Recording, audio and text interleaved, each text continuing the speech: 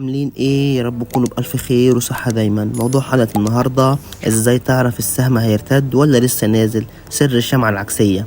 بس لو أول مرة تشاهدني او تشوف القناة بتاعتي، اتمنى منك الاشتراك في القناة وتفعيل زر الجرس والضغط على زر اللايك عشان يوصلك كل جديد. يلا بينا لموضوع الحلقة اللي هو بيتكلم ازاي تعرف السهم هيرتد ولا لسه نازل بالشمعة العكسية.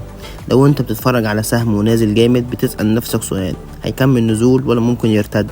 في حركة بسيطة بتوضح لك الكلام دوت. لو ظهر الشمعة اسمها همر او دوج عند مستوى دعم قوي، ده معناه ان البياعين بيضعفوا والمشتريين بيبدأوا يظهروا.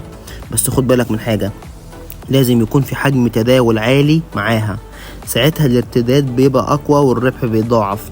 لو عايزني اشرح لك الحركات دي اكتر، اكتب لي في الكومنتات بورصة او تداول وانا افهمك كل حاجة.